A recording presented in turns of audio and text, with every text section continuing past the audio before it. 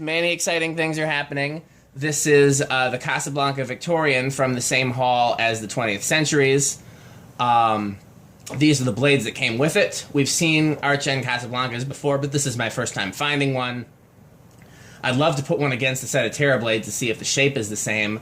I can tell you that the wood grain is not. These are not the same wood grain as Terra blades, and the tips look to be a different shape, but I'm not certain of that. But the blades are original. The glass is not. This is glass that I had kicking around the shop, but it is the same glass that would have been on it. Anything else to say about this? And then we have fan collector Matthew F. here, who I think we did a video with him when he visited, but now he lives here. And I don't think he actually has any fans currently in his collection. He's more of an antiques and originals kind of guy. But it'll be our first time having him at the shop. I'm really excited about that. Also, he works in the field of lighting design, which I have done some very slight work in, but he's works for one of the biggest and best lighting design companies in the country, and which happens to be right here. And he's also going to give us some electrical explanations, because stuff that I've tried to explain and done a really bad job because I understand it but not well enough to explain it. He's going to be able to give us a much better explanation. In this video, Metal Pete's going to explain to him the test rig because he's never seen it before, but he'll be able to explain to us better what it's doing than I could. So for starters, we got just the light. You guys want to show that this is an earlier light kit with the little Leviton switches. I wasn't looking at the current draw, but I think it was 1.3 for all the lights together. So yeah, you can do that. And then the pull chain also. Is the fan on or no? No, that's completely No, off. that's everything off. Okay, let's get the fan on. Fan only. Okay. This is where the low speed trim was set from the factory, so. We're going to do factory speeds on the fan first. So 0.33 is the factory low. Okay. What we do is we measure. This one has a variable speed knob right on it, and I do not like how it's placed. Yeah, it's right above the arm. Yeah. So I'm going to inch it up a little. Where am I at? 0.37. The blades are a little Okay. out of whack on this. So this one has some hum to it. It's a very standard solid state control in it. 0.45. I would not use this bedroom wise. God, It's not, definitely not bedroom quiet. It's too hummy for that. 0.45. Still quieter than the old original. Yeah, some of those originals hums like it. Did you use it with a wall control or just by itself? It's a wall control. Solid state wall control? No. What kind of wall control? Well, no, it is solid state. Sorry, it's a Variable? Yeah, it's a variable. Yeah, those yeah. Variable. And 0.55 by the way. Yeah, 0.68. this is quite noisy. I didn't open this to see what type of K63 it had or what the capacitor value was in the motor. Keep going. 0.82, 0.85. How badly out of balance is it? 'Cause it looks like We didn't really. Yeah, I generally, just the videos just for testing, I generally won't do a whole lot of balancing unless it's really bad. Yeah, that switch housing is definitely. The switch housing is loose. I didn't notice that until we got it up there. I would have tightened that. Is this high? Nope. I wonder if it's Here high. it comes high. Okay, so this has got the same K63 in it that the 20th Centuries have, because it's drawing 1.49. You guys want to test the airflow? Let's get that fan right there. So generally speaking, our airflow test is very unprofessional. We just go to a place about 14 feet away and see what it feels like to your, skin, which is you're standing right about at 14 feet. Okay. And 14 feet was determined. The way that we came up with that very technical number was when I used to have this whole upstairs filled with organ parts and fans. I just happened to be testing a fan and just happened to stand 14 feet away and was surprised at how much of a breeze I could still feel. And so that became my benchmark. Oh yeah, it's K63s and K55s coming to us. So this is like, I don't know so much to it for it. It's like a solid texture. Oh yeah. Well, this is where we feel it down here. Okay. Because fans down here even. Right, it's pushing. Oh yeah. Now, the most powerful one that's more powerful than this would be an industrial, that gold line. Yeah. The gold line, we have the Well, that also cameras. has an advantage of the curved blades. That too. Okay. It also has- We good on this? Yes. Yeah. Do Okay. spin down. So I will No relinquish reverse. the chair. No reverse, right? No, this is way too early to be reversible. Okay. Yeah, we'll do a test in reverse as well. So, Metal Pete's going to explain to you the test, which again should be, okay. fairly, Yep, here's the decade. Okay. and then, 1 through 10 microfarads. Okay. And then this is adding 10. There's a capacitor behind this switch, 10 microfarad value. So when you turn that on, and then you start using this again, so you got 10 plus whatever number, Yeah. 1 into 10. So if you add it on 10... I should, here, because we haven't shown the test rig on camera for a Oh, while. yes. Yep, 10 plus 10, that's 20. And then this one is another 20. So you can get a total of 40 microfarads. And there's been many fans I've maxed out and still was under current draw. So if you usually will turn off this and turn this on to go like 21. You want to show what the rest of the dials do? Okay, this is just the straight power one. This is what we use. It shorts everything else out. Yeah, like say we have capacitance going, we just turn it to high. That just bypasses, overrides it all. We use it for factory speeds or to find out where we're at current-wise to make sure we're not over or how far we got to go. Then this means we run through the amp meter or we can bypass it if we're just going to do a visual. This is right now on capacitor system. That means high, both switches and the box. And then we switch it to this variable speed right here. Okay. We don't need to for this one because it's already got one built into the but fan. you'd switch it. For, since it's not set all the way to low. Yeah. Yeah. Okay, so here, can you see if this is like back on the fan? Does it look good? Oh yeah, perfect. Perfect. I'm an artist. Okay. So let's. Yeah, I don't know if we let it spin down completely. Nope. We didn't let it spin down. No, Why did it get stopped? it didn't. Pete hit the high switch. Oh no, I hit the solid state and Yeah. Oh, yeah, we'll just spin down later. Okay. Alright, so right now since it's on cap, we're gonna see where this thing starts. So I'm gonna go one at a time. 1, 2.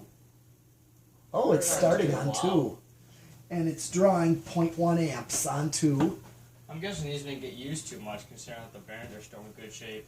Yeah, it seems like it. I mean, it was very interesting because the motors and everything were in really great shape, and the light kits were just corroded. So I'm thinking that they took them down and set them on the concrete garage floor for like months or years. Okay. They set them on the light kits, and that could happen. Do you want a water bottle, by the way, Matt? No, I'm good. Thank you. Okay, on 3, we're at Then why aren't 3. the motors being- We're at 3 microfarads, which reads One of these is 0.16 badly bent. amps. I'm just now noticing that. Yeah, Actually, I watched it one's, too. One's down, one's up, I think. Oh yeah. This one here is the one that's... Yeah. Careful. You gonna try with that fly? It's a metal flywheel. There. That's all I'm going to do for right now. Okay. I don't know if So that helps at 3 all is or not. 0.16. A little bit better. So we're still getting a static. And 4 microfarads is 0.21. Feel free to add technical data at any point during the demonstration, Matthew. Sure, sure. Okay. I mean, I don't know if there's anything you can really add at this point until Yeah. until and unless we hit a resonant frequency. Yeah. But if there's anything you can contribute, by all means. Okay. Sure, right sure. now Nerd we're on out. 5. Thank you. 5 at 0.25. And typically, like, say, example, my living room wall control for my Panama is a 5, 8, 13. 5, then low medium, and then high medium is 13. They take the 2 lower capacitor values and parallel them together to make 13. And then high. So you got 4 speeds. I prefer 4 speeds. Right. So, in fact, I have an industrial in my bedroom, a gold line. 6 is 0.31, so we're right on with factory low with what that was set to on low. So this, Still pretty off balance. yeah. I think you're And right. I think values. one's a little higher, but part of the reason, Matthew, I don't bother to balance them if we're just testing it here is because oftentimes if you take the blades off and put them back on, it'll be different. Yeah. And so if we're just hanging it 0.38. to test it, it seems like it's sometimes you're Well, it's still probably doing the work twice. Here's Still 8 probably with gonna wobble, too. Metal fibers 0.45. This not would gonna be get like Yeah. my low medium on my living room control there. Because I'm at 8, 9, 0.52, 0.59. Now what I'm going to do is go back. Usually I would go to 1, but I'm going to go to 2 plus 10 and get 12. The reason we skip 11 is because even though the 10 microfarad capacitor is within tolerance and the 1 microfarad capacitor in the decade box is within tolerance, the tolerances are just so that 10 with the decade box and 11 with the decade box plus the other capacitor are the exact same. Okay. Because the 10 in the decade box is on the high side of tolerance, and then I ran out of words, but you get what I'm saying. Yeah. So technically nothing's wrong. Nothing's out of tolerance, and yet 10 and 11 are the Here's same. 12. Yeah. This would be medium on a learning remote. That's a Fanimation remote.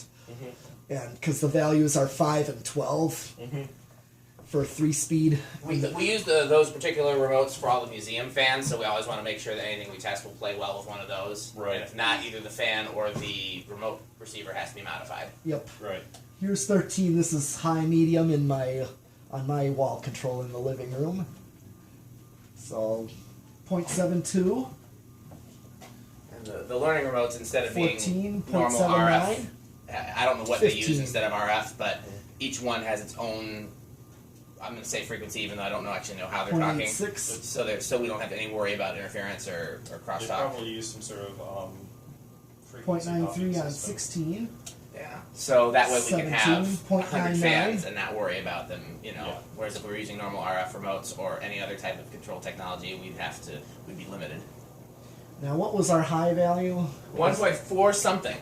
Okay, I got a ways to go. I'm at 18 with 1.05, 19, 1.11, and here's 20 with 1.16. Got any nerd shit to contribute yet, Matthew? Not really. But I can Sorry, go ahead. No, let him talk. I was going to say the biggest thing is that, I mean, for resonance, if you're looking and you want to look up the details as to what actually happens, if you look at a what's called an LC resonator, that's a inductor capacitor resonator, it actually is how early radio transmitters worked, an oscillator basically, and that's what the resonance that we're trying to not hit, or figure out what it is so we can avoid it. Okay. Is. So I'm at 20, and any wall control is safe on this fan. Yeah. So we're not worried about resonant frequencies with the wall controls, because even Now it's just a matter of curiosity to see if we can hit it with the decade box. yeah. Now we're just what I'm going to do is go back to 22. I'm at 1.28. I'm just going to skip to 25. All right, I'm at 1.39. I think I'm close. 1.49 is what I get, so I'm going to go up a couple. 1.44 on 27. Okay, I just go over on 29. So we do hit a resonant frequency with 29 microfarads in series with the fan. So you want to explain what that means, Matthew? Oh, basically it means that you're having an oscillation in the waveform going, the AC waveform going between the fan and the capacitance box, which basically is being dissipated partially as RF, but you'll draw more power. It can actually, in practical terms, it means that you'll let smoke out, and something will burn out if you keep it in that state. Right. Because the energy's got to go somewhere, and it goes into heat. Yep. Now, whenever that's happened, before I understood this, and so I would leave it that way and not know, I always let the smoke out of the control. Is there a reason why the capacitor that's in series with it would fail before the motor itself? Yes, because usually windings are where windings normally operate is relatively safe as far as the insulation and everything else. So, but the capacitors tend to operate closer to their design limits, if you will. So the capacitor is usually more likely to break down. And that's just as a rule. Dielectric, what happens usually is the dielectric fails, and you have an arc across or something like that, or you cook it. Yeah, I've either cooked the control, and this is before I was using a test rig, it was just a wall control that I didn't realize hit a resonant frequency, or I've cooked the capacitor in the fan. Yeah. I've never actually toasted a motor, although I'm sure it could happen if you with the right. If you had a robust enough capacitor, it could happen. So I'm going to do spin down. Okay, do spin down. Since we didn't do it well before. You're going to do variable speed? No, we already did. So, we're going to do 0 to high next. What is it? So, this particular fan hits a resonant frequency with 29 microfarads. Obviously, a different fan might be a different might take a different value of capacitance to do so, or it might not hit one at all. Why? Can you explain why that is? It's all about based on the inductance of the motor let's see, when I said an LC circuit, the L is a representative in Henry's, usually. You guys heard of Henry's before? Oh yeah. Henry's Yes. our measure. Okay, so this is a very complex thing I'm condensing quickly, but everybody is probably familiar with ohms in Yep. terms of resistance. Yep. There is also representation of capacitance, which is in farads, which most people are probably familiar with. Well, the similar unit in terms of inductance is Henry's. Why don't you explain what an inductor is, in case people don't Inductance know? is basically when you wrap. It's electromagnetics. It's basically when you wrap. What makes a motor work is magnets. Yes. And when you wrap a coil, when you make a coil of wire, you are creating inductance. It works better if you have a metal core or a ferromagnetic core specifically. That is granulated steel or some form of steel, ferric metal. And that's basically the magic that makes a motor work in the first place. The measurement for that is in Henry's, and I don't have the equation in front of me right now, but there's actually a way you can determine what's called impedance. Yes. So if you're in the AC world, impedance is, if you're familiar with direct current, Yeah. there is no reactivity to your load. There is no oscillation, it's all static effectively. Okay, now I'm gonna. Which is do- why people talk about measuring the DC resistance of something Yes. versus measuring the impedance of something. Exactly. And impedance is when you combine resistance, capacitance, and inductance. Yep.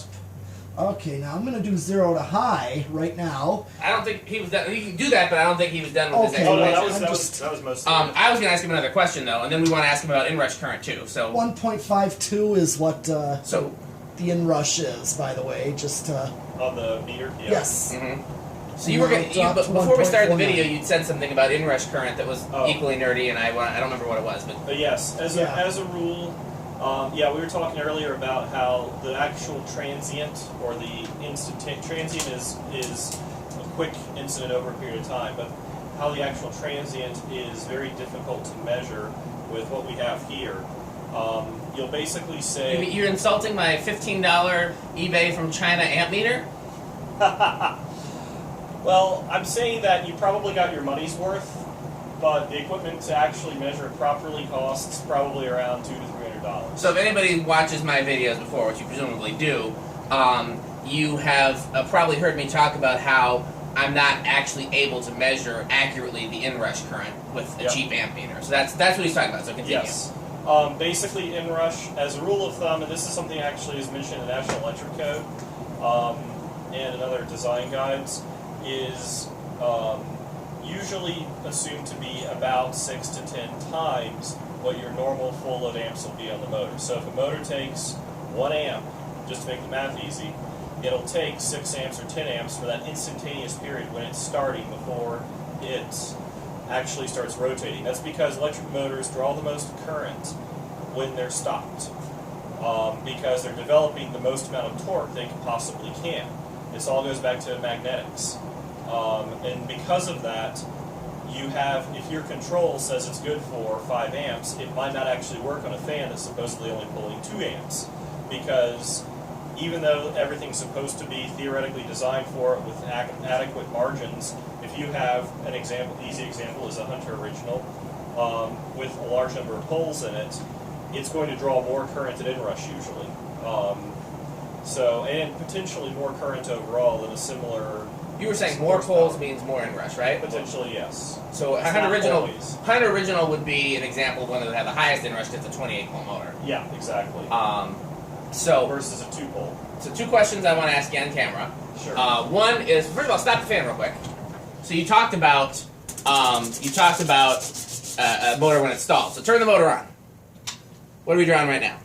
1.53. 1.53. Which, So are you saying that if we had the, you can turn it off, if we had the proper equipment to measure accurately, it still wouldn't exceed 1.53, or? it still wouldn't exceed 1.53, or, well, actually that sounds very low. It does, that's why I'm asking. Because it usually, that's where you're going to see the 6 to 10 times Inrush. Right. Again, Inrush is, if you actually go into, if you're dealing with, good references for all of this stuff are for industrial, are in industrial design for like plants and heavy duty motors, because it's dealt with there on the 100 horsepower plus motors, because all of these numbers matter a lot to the hardware when you're dealing with, because the magnitude is much greater. So that's where a lot of the literature is if you want to look it up. But basically, that does sound very low because you should. That said, a lot of these consumer products or safety products are designed to. I'm just saying, is that an accurate way to actually measure the inrush with that ammeter? It's not ideal. Okay. I would say it's not ideal. But it's more accurate than just turning it on. It's more accurate than just turning it on, and it gives you some ideas to what's going on. Honestly, depending on how the meter's sampling, because it's a digital multimeter, all these other factors, it's hard to say. Plus, so would an analog meter be more accurate? Potentially, yes. I see. I didn't know that. And the other complicating factor is a lot of consumer products like this are required or designed to limit the amount of current to install so they don't burn up. Yeah, they're all ceiling fan motors are impedance protected. Exactly, and that's basically what you're running into there, is that if this was just a straight motor, you would see a much greater difference. This is probably you're probably not necessarily testing the stall current on the motor so much as the impedance protection of the motor. Ah! So when you did that, because it kicks in, all of them kick in very quickly to protect the windings. So that's... Well, when I say they're impedance protected, what I mean, there's not like a fuse or a shunt or anything like that. What I mean to say is that it's wound in such a way... Well, there's that... yes, you are right. Sorry, I interrupted. But Go ahead. You are right that it is wound in such a way to prevent that. It does somewhat limit the inrush, actually, too, on that side. So you're a little bit lucky there. The other side of it, too, is that any newer motors do actually have a series resistance element that heats up. Any motors in newer ceiling fans, probably within the last 5 to 10 years, have it. It's required by UL or ETL listing, and certainly any fans that are recessed, like in your bathroom fan that's in the ceiling. All of those are required to have it just because they have lots of fires at some point with those, particularly the bathroom fans. Yeah, I was going to say, are you sure that applies to ceiling fan motors too? Last I checked, it did. Because one thing I can tell you is that in the basic permanent split capacitor ceiling fan motors, there has not yet been any change implemented in the past 10 years or so. So either it's there all along, or it doesn't apply to them. I know I've actually found it in ceiling fans, so it's definitely been there at some point. It might be more than 10 years, because I'm getting old enough now. 10 years ago, I still think it's the 90s. But but I've definitely found it before. You usually see it as a little white. They're usually white, but a little white sort of element off to the side. I don't think I've ever seen that, but I also haven't opened up a whole lot of more recent motors. Yeah. This is probably a bad example because this is a K63 motor, which, as you may recall, I don't know how much ceiling fan nerding you've done. 70s era? 70s era, but it's a washing machine motor that was used in ceiling fans until they designed the K55, which was more geared towards ceiling fans. So this was not designed for this application. They took a washing machine motor and they made it ceiling fan-ish, just to have something immediately for production. Yeah. And then they a bunch of heads came to the table from Emerson and Casablanca and came up with a much better design that was specifically for ceiling fans, which is K55. But the other question I wanted to ask you, and we'll touch on this again in the next video, because he's going to be here for several videos, so as we find inrush currents and stuff, he can continue to give us data. The other thing I wanted to ask you was, two things. One was, so what about some motors that we test that, say, the initial current draw is, say, an amp, and then by the time it's up to speed, it's an amp and a half. That's a more complex question. I figured. Because, again, they do sometimes fancy winding things. Most of the time, because my background's primarily industrial motors, you'll see that. It's either due to some capacitance they have in there. Older designs tend to have an extra contact, but I doubt that's going to be used in a ceiling fan. It could go back to the reactance of simply the electromagnetic flows, if you will, inside the motor itself, in terms of basically what the magnetic fields are doing and everything else. Usually, sorry. Go ahead. I was going to say, I was trying to get to a point where it'd be an answer that most of my viewers could understand. Yeah. There are some ceiling fans that seem to have no perceivable, whatever the word is, inrush current, and rather the current draw climbs as the motor gets up to speed. What would you call that? I can't think of a proper term for it, if you will. I would say that You would call it the running current, effectively, as far as what that is. But what would you call that type of motor, or why that's the type happening? of motor, why that's happening? happening? Yeah. Why it's happening? Why it's happening is probably due to effectively inefficiencies in motor design. It shouldn't go up over time. If it's realizing though that most of these motors, particularly if you're dealing with stuff from the 70s or before, the modeling's not very precise. No, and I found that mostly in early imported stuff. Yeah, it's the modeling's not very precise. It's probably due, actually, well, I'll bet you it's due, if it's particularly on imported stuff, like if it's Chinese, Yes. it's due to low quality of steel. Because as you go on, there's what's called hysteresis, which is basically magnets have a bit of a, for lack of a better term, electromagnets have a bit of a memory.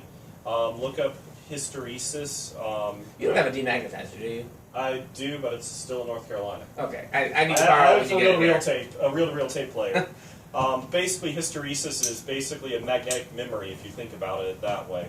And over time, if your core is not very good in terms of the steel behind it, it will heat up and it will change the magnetic characteristics over as it gets warmer. Magnets actually get weaker as they get warmer. Which is the same reason, by the way, we have some fans where they have a dead spot in the rotor. Yeah. Yeah. Like if we have some fans that won't start on a certain position in the rotor. Yeah.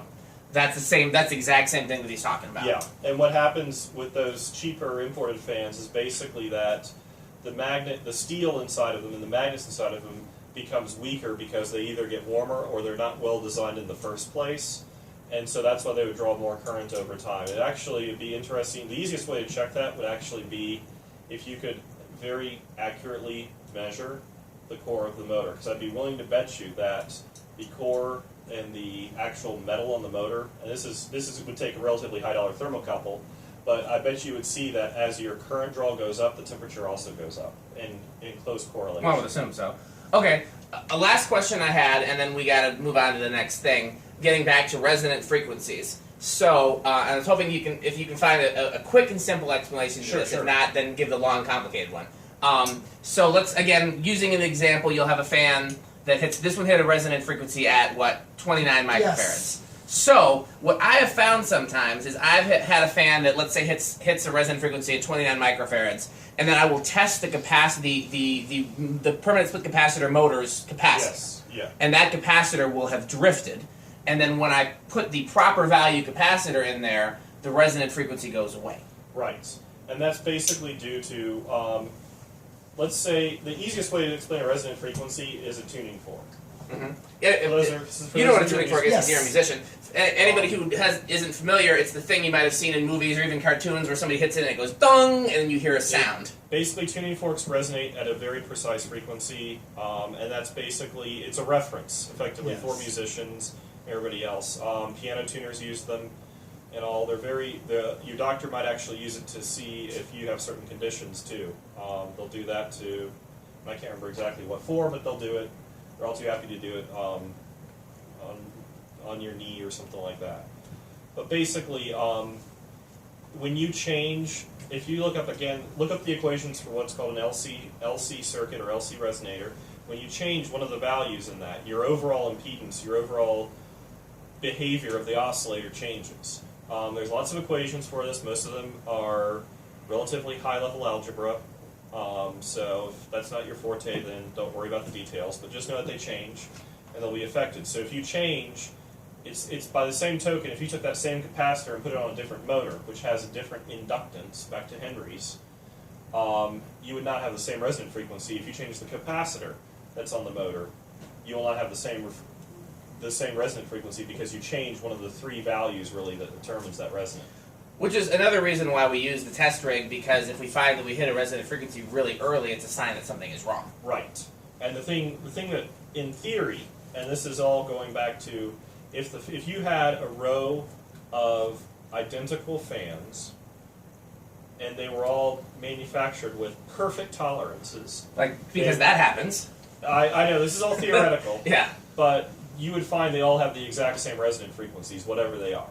And you have to also, it could... Now you just made me think of another question. does Yes. load on the motor affect it? So like if we Yes. so for example, if we had all the same fans that were all manufactured exactly the same and everything was the same except that then now one of them had a slightly steeper blade pitch because the blades were slightly warped, that too would change. That can, because motors are dynamic devices, so the actual values that you would have in terms of your inductance on the motor. I hope would somebody change. listening is enjoying this because Metal Pete looks really bored. Oh. Your inductance would actually change, and so the resonant frequency could potentially change.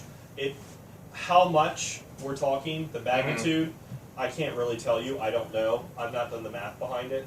There will be a change. Whether or not it's really perceivable or not is something I can't answer. It could probably be worked out.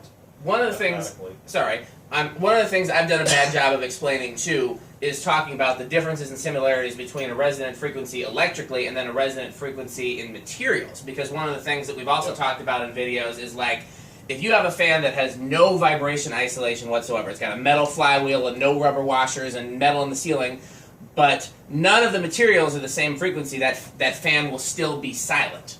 Yeah. And so there's some fans that can have all the vibration isolation in the world and they'll still make noise. And one of the things that Tom Frampton explained to me that he spent a lot of time in design at Fanimation is making sure that none of his materials resonate with. Right. And to me, that helps me perfectly understand it from an electrical standpoint, but I'm having trouble explaining that. Yeah, it's actually the same sort of principle because it goes back to the analogy of the tuning fork. If you have certain ratios in there, you can actually have a tuning fork excite another tuning fork. And it's basically the same sort of thing happening, but in the material world. If you've ever played a piano and then pushed the pedal down that takes away the dampening of the strings, and you play some keys and you hear the other strings echoing. And that's basically what happens, except everything around you has a resonant frequency. A quick funny story was, a friend of mine had discovered that, who lived in the same building I did prior to me in college, was the fact that he figured out the dorm room had the room itself had a resonant frequency of 47.5 hertz.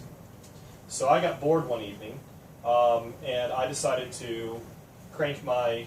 I had a tone generator program. And I decided to punch in 47.5 hertz. This is Windows XP years ago. Windows XP was years ago. Believe it or not, We are old. Yes, we are. Except for Tommy, but we're old. Yes. So anyway, I plugged my amp into it and all that other stuff, and I started listening to it, and I hit 47.5 hertz, and I didn't hear much. I actually cranked it, played with it. About 3 minutes later, the RA, who was 2 doors down from me, is pounding on the window and freaking out because for some reason his room had started vibrating. Mind you, he was a criminal justice major too, so that only made it even better. Oh. Criminal justice major means that you're going to be a cop. Right. So, anyway, he was all freaked out by that and all. And I realized that it was actually 47.5 hertz. Resonant frequencies are interesting materials because what's exciting the resonant frequency, what's exciting one of the materials is not necessarily an obvious source, because it could be in the material. It's not it's vibrating at the